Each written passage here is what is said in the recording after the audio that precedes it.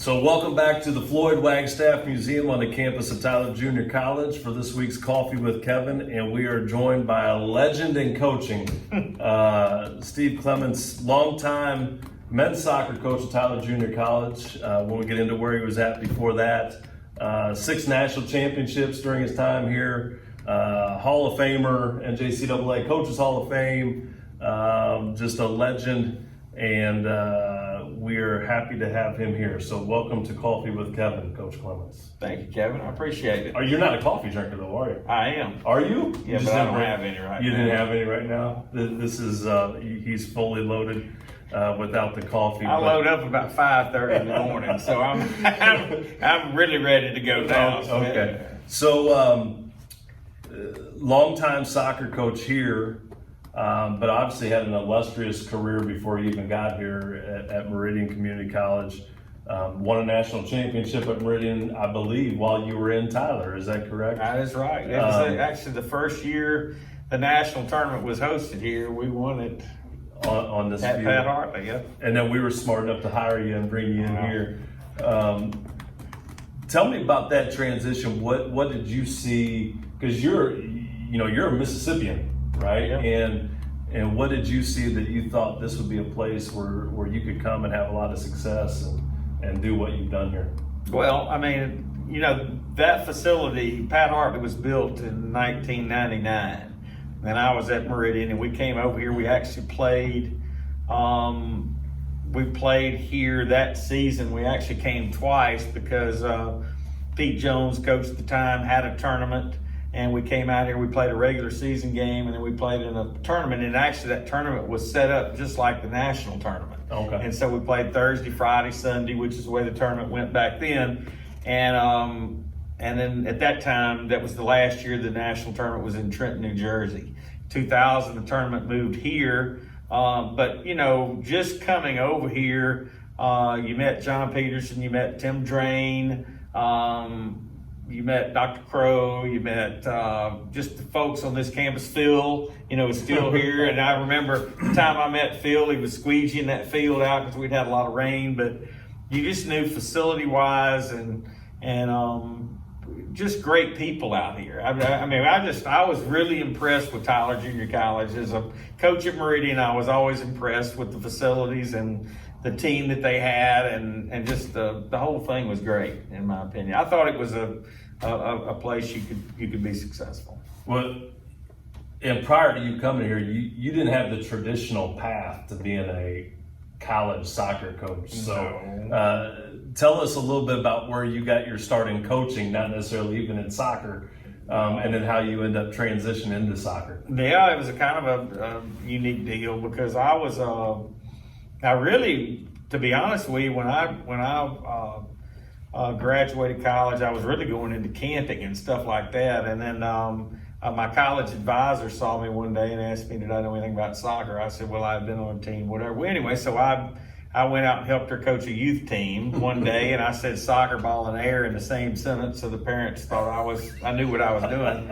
And so anyway, I started doing that, and then I went to Starkville High School, and I did my student teaching there. I was at Mississippi State, so I did my student teaching at Starkville High, and at Starkville they said, I was helping Tommy Lucas with football, and I was helping with the soccer team.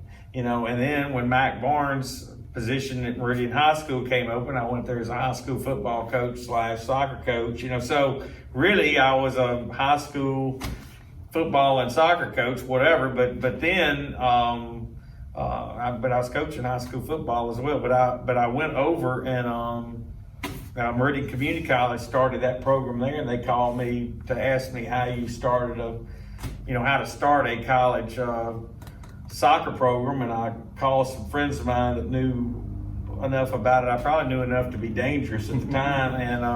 And actually I went there and we started that program. We had no field, we had no facility, we had nothing. We actually built the field, all that. But anyway, that's irrelevant. At the end of the day, I took the Meridian Community College position, and the first college soccer game I ever saw was the one I was coaching. So. Well, tell me, you talk about football for a minute. if I remember right, you won a state championship. I was on a state championship staff at Meridian High. Absolutely. So, were there things that you took from coaching football that you then brought into coaching soccer that maybe have helped you be successful, or just in general those principles or the way you organize people? There's no question. It's to me, the thing that football, and of course when you were working with football, you were coaching high school football, and you were also helping at the junior high. You were coaching junior high football, all that. Well, in that situation, you were making every call and all that. Well, to me, what football teaches anybody, I think. The best is that you have to make a decision every 30 seconds, and you can never look back on that decision as being, you don't have time to look back. Oh, what did we make? We have to go forward all the time. So to me, you get really good at decision making. Plus, at that time, soccer was just really starting to, and I say this, in the South, soccer was just starting in junior college. And so you would go to games at that time, Kevin, and your team was sitting on the ground. There wasn't even benches. Well, what we did was, from being around football, which was always highly organized in the South. We had 13,000 people game at Meridian Public Schools or whatever. It was great crowds and all that. Well, you learned all the game management. And so we started at Meridian Community College. We were the first ones to have benches on the sidelines. We were the first ones to have a greeter when you got to the field. We always had somebody greet you there and show you where to go change and all of that. So we had quick kick drinks, which was yesterday's Gatorade, was under the cooler there. I mean, for the visitors when they came. And so most of those coaches at the time in the South will tell you that a lot of that kind of stuff, PA, at a game, national anthem, all that, most of them, the first time they ever did it was at Meridian Community College, so it was just that game management from there to the junior college, and a lot of soccer folks had never been around any of that at the time. Sure. And so my first year here, I watched your guys play, but also just the way they go about their business. And I'm always fascinated by veterans because there's some certain principles in the way your guys handle themselves and conduct themselves that are probably the same as what you did 25 years ago. And everybody talks about quote unquote kids these days, right? And certainly kids have changed, but how have you managed to adapt in terms of coaching over that long period of time, but at the same time be true to those kind of core principles that you have in your program and make sure that they're taught the way that they go about their business and respect people and those types of things? Has there been a transition for you or coaching in general over the last 25 or 30 years that have allowed you to communicate that? I think that's key, Kevin. I think that we have to adjust. Let's be honest. When I started, there was nobody had a cell phone. Now you're texting. You get through to a player a lot quicker on a text than you can by calling. And so I guess the whole thing's changed so much. But the core values I learned, I was lucky enough to work for a very successful football coach. His name was Mac Barnes, and Mac taught me then that if you will do everything right in your program, if you take care of your players, you make sure they're going to class, you make sure you establish those core values like you're talking about. If you'll do those things, if you'll do all of those things right, you're going to win anyway, and it doesn't matter what sport. And honestly, that's what I've lived by, is that, and that is just making sure that we are. We want to be part of the campus community, and we want to, we want our guys to pick up trash when they walk across campus. We want you to be proud of your place and your school and all those things, and respectful in the classroom. And nowadays I always say I can't guarantee somebody won't do something wrong, but I guarantee you we'll do something about it. And so right. that, you really want them to grow up. The whole point of this is is to help your players get from point A to point B in life. We're trying to watch those guys not only do well here, graduate here. In our sport, none of it's fully funded at the Division I level. And when I say that, it's a 9.9. It's a, what do we call it? It's equivalency sport. So it's 9.9 scholarships. They got to have 25 players. It costs now at schools that average out at $30,000 a year. Well, if our students here can have a 3.5 or a 3-point better or whatever, that's just more money that can get packaged with those, with their athletic aid. And now all of a sudden they're paying little to nothing to whatever to go to school. And to me, if we can help these guys get college degrees and they've set themselves up for life, and we've done what we're supposed to do, honestly. Right. Well, it's funny you talk about moving our players on from point A to point B, and you've done a tremendous job. But this has also kind of become a little bit of the cradle of coaches here when it comes to soccer assistants. For you, we just lost Wayne Hall, the Campbell University Division I assistant coaching position. More than I can ever imagine. We hosted a national tournament here. Several of those gentlemen were back, and they're assistants at other places. Tell me what that's meant to you to see not only your players but your coaches go on to be successful, and what type of role our institution has in developing people in the profession as well. I think it's also our responsibility to help our assistant coaches realize the same dreams. They all played here. And so we've gotten 2 rounds at them, 2 shots at them more or less. And if they can put up with me for that long, they've been really good. But those guys, I've been the luckiest person on the earth. I'll be the first person to tell you. I've been the luckiest person on the planet to be surrounded by good people. And we have had some great young coaches, and they've all gone on. They've played well, after here. They've done well, all of them. And then they've come back here and coached, and they get that experience under their belt. And what a great place to learn it. This school, we have great people all over this place, and whether they're over in admissions or whether they're in housing or whether here and there, wherever they go, they're learning the whole, game. And honestly, at the next level, when they get to college, they find out it's not game day. Really, I always tell our guys it's 90% of the job is not coaching anymore. I mean, it's not, it's not on the field. It's all those things that we do off the field. And so I think they get that here. And honestly, they've been very successful. I mean, they've all gone, and they've people want them in those positions, and they've been highly recruited to go to the next level themselves. So we're real proud of our assistant core staff. And the fun part about that is now we got all those guys coaching Division I.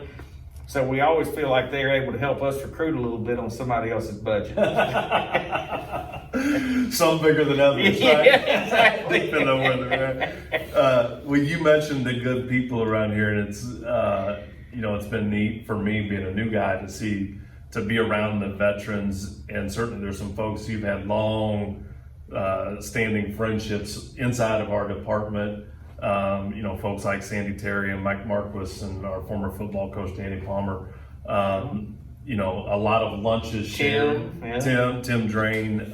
What have those relationships meant to you, both personally, but also as a kind of a sounding board and people who have been in the trenches to be able to just walk down the hallway and talk to folks? What's that It's meant? invaluable, because you'll have a situation, and one thing about dealing with students, you can still get presented new opportunities, as I call them sometimes, and so to be able to pick up the telephone and call Mike Marquis, to pick up the phone and call Sandy and all those guys, Danny, whoever. I mean, but Corey. I mean, all those folks have been in this business a while, and so you're able to, hey, what'd you do on this situation? What'd you do on that? And they're great sounding boards, and then it kind of helps you, and again, I think that's also part of the continuing to change with the times or whatever. You got to stay fresh and current,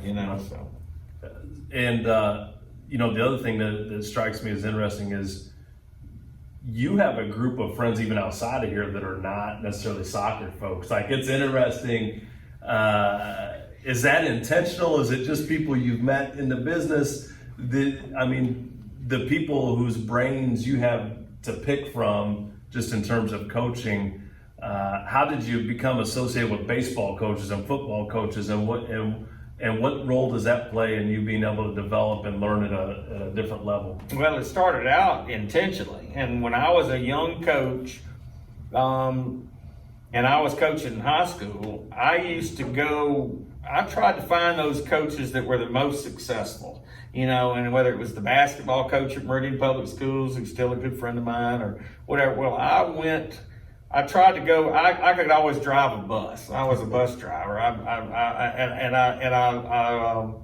I would go with them on their road trips, and I'd drive their team. Well, the same when I went to Meridian Community College, I was driving the baseball team. I was around Corky and Scott and some of those folks. And so I always went with other sports because I wanted to watch how they worked. It didn't matter to me what sport. I wanted to see how a successful coach was dealing with his athletes and to go with them. Well, through that, I just met lots of people. I mean, when you go to when I drive the Meridian Community College baseball team to Grand Junction, Colorado, I meet 8 coaches out there or whatever, and when I drive them to Florida for a tournament, I'm meeting all those coaches. And then through the football, just years ago with the football, well, I mean, there's a lot of those folks now who've been in the game for 1,000 years. And so I think it's invaluable to be able to draw from all sports because at the end of the day, we're all still coaching. Right. That's what we're doing. All right, so we'll wrap up with a couple of quick hitters because I know this stuff's important to you. Best barbecue? Depends on what you want. Brisket. Rudy's. Rudy's brisket, yeah. Ribs. Kilgore. Country Tavern. Yeah, Country Tavern. All right. Can Mike Marquis fish? No. Has he ever fished? Yes. Did he get touched by nature? No, I had to de-hook the fish. Do you have any Mike? I'm not good at it either, but I'm better than Mike. I can't believe he even got on the boat with you.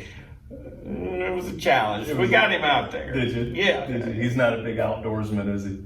No, I've always called him an indoorsman. He coaches indoor sports for a reason. For a reason. But you're a good lunch partner. So here's always my question. I know you have a routine. Well, he eats a lot. He eats a lot.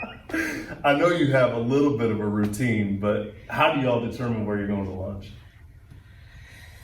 It's kind of I don't know how we determine that. It's really not in advance either, because we'll get to that red light usually and decide whether we're going right or left. If we know the options at both, and so even sometimes you'll take the right, and now you've still got 10 options that you're, it's kind of what floats our boat that day. All right, so. I just wondered. I always wondered how you guys picked that out, because he would come back and he would tell me where you went to lunch and break it all. Well, it's usually a good place to eat. 100%. You have not steered me wrong since I got here in August. You can look and tell that I know I'm an eating expert. So, well, I appreciate it, Coach Clements, a true legend. We are so honored to have you representing our Apaches, and thank you for joining us on Coffee with Kevin. Thank you much. Enjoyed it.